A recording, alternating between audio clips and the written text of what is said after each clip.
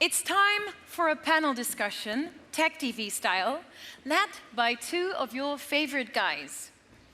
Please welcome on stage the General Manager of CIO Platform Netherlands, the Independent Association of CIOs, CDOs, and IT Directors of private and public organizations. According to him, the affiliated companies and organizations form the digital heart of our society. Ronald Verbeek. And, oh yeah, you can clap. And they have more time for the chairs. And of course, our very own Rob Bijleveld, CEO of ICT Media and host of CIO Day. Over to you, Ronald and Rob. Give them a warm applause.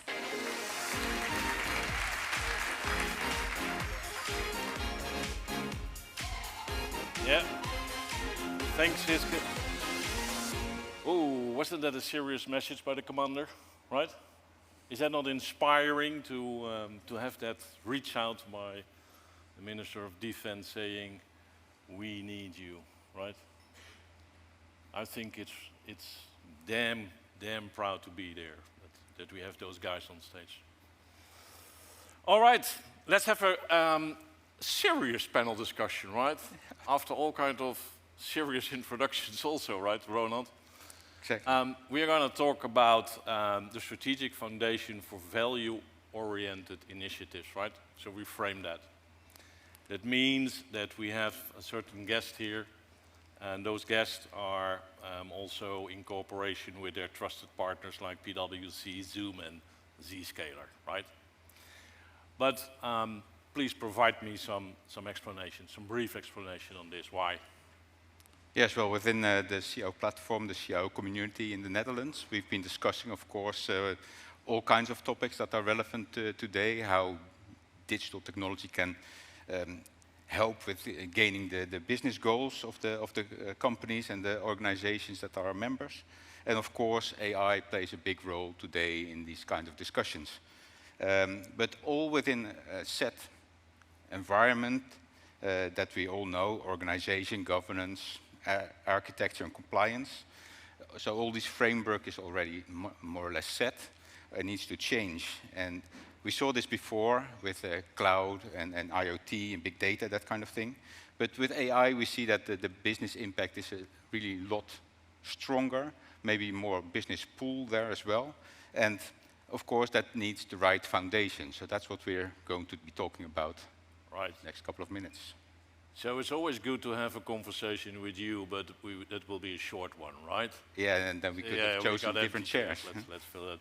So please may I introduce you and give them a warm welcome. Thomas Langthaler from BME Group, Johan Huijgen from Vian, and Yves Le Gelard, and he's the former group CEO and CDO of Engie. Welcome, gentlemen.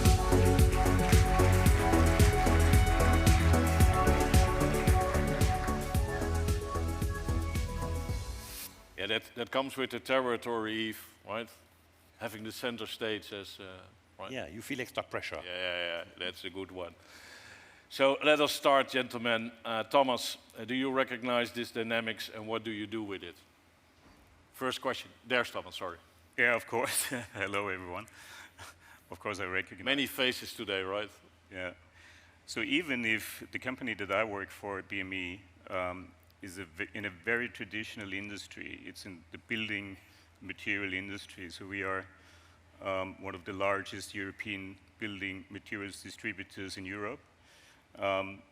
And the building industry is not the most digitized out there, but we have definitely the aim to be the digital front runner in that area.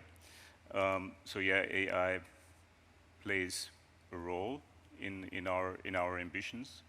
That is also we are owned by Blackstone, a private equity company that is quite value driven, I would say, and so they also push us into that game and making it happen. What is for us essential in that area is, of course, we want to improve our customer experience. But we also, and that's predominantly in the economic phase that we are in right now, we want to lower our costs to serve with using digital technology and AI. So we are experimenting with supplier negotiations supported by AI. We are trying to get our inventories well managed with AI insights. We are also thinking about our master data management driven by AI. So we have pilots running, supported by Blackstone and PwC, our partner in that area. So yeah, we are, even in a traditional business, a lot to do on the digital agenda. We are going into that. Right. Okay, and how do you, how far along are you in your strategy? So from a strategy point of view, everything in PME, we believe that a digital data and therefore also an AI strategy needs to be well grounded in our business strategy, of course. So what we developed in the executive management team was a strategy together. We build is the name, so that is all our companies across Europe should grow together. So together we build, focusing on customer excellence, operational efficiency, supply chain, and inventory management. These are main focus areas for us.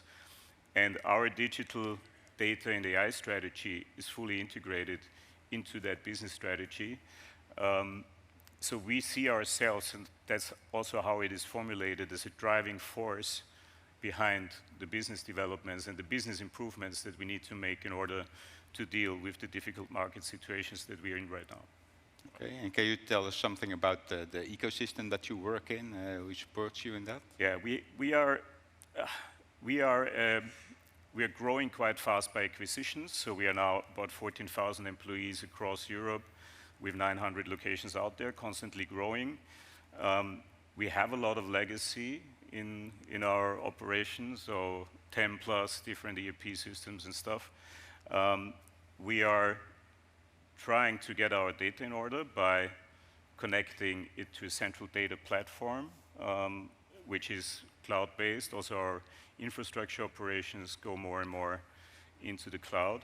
So we try to fix the fundamentals, let's call it that way, at the same time going hand in hand with developing and achieving our goals in digital and AI. And that's, I think, I can imagine that many of you have the same issue, that you need to do it the same way. Well, let's take that to Johan.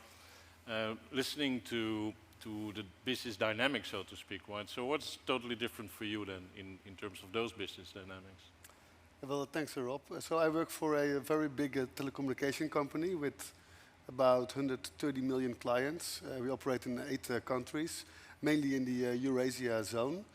So it's a totally different dynamics than we see here in Europe. We have a presence here, and we do a lot of like development and strategy from here. So a big difference is that, well, first of all, you cannot compare dynamics in such countries compared to Europe. It's big, it's fast, so people not necessarily can easily come together. We've seen it also during Corona times. That was more difficult, and we had to connect. And one of the business partners I'm also representing here is Zoom. Because although we are telco ourselves and our core business is communication, we are not there where we operate our networks. So we had to find a way to communicate and to collaborate. And I think we've had a discussion also in the past. So we looked at a way to decentralize, and we are a decentralized organization, and to also decentralize communication.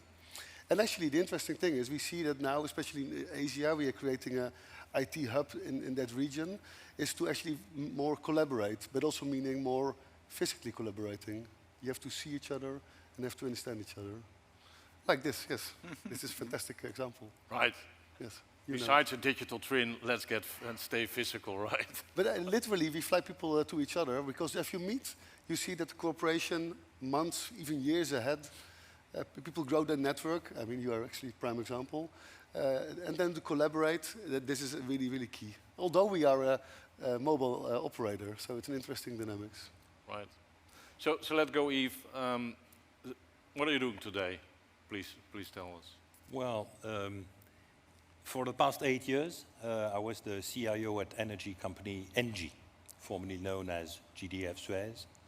ENGIE is not an extremely well-known brand, although it's a powerful and global utility, operating close to 100 gigawatts of production facility, wind, solar, a lot of hydroelectricity out in Brazil, the nuclear facilities in Belgium, transports, and sells to 25 million retail customers across Europe. So a fairly large organization, and I've been a CIO up until late last year. Out of the things that we've executed at ENGIE, like many of you, many of us, is a big cloud migration. And when you're operating sensitive assets like gas pipelines or nuclear power plants, cyber is not an option. And I picked Zscaler as my strategic cloud-based security because I wanted the cloud to protect all our assets worldwide. And so today I'm sharing experience with colleagues, CIOs across Europe on how to execute cloud-based security, and as well how to best engage with boards. Cyber moved from being a very technical topic when I started as a CIO 8 years ago at ENGIE to being a board topic. And this requires a new language. This is not easy. It's a journey that I went through, and sharing this experience with colleagues. That's what I do today. Right. Okay, so we talked a bit about where you're coming from, where your foundations are, what you're working on.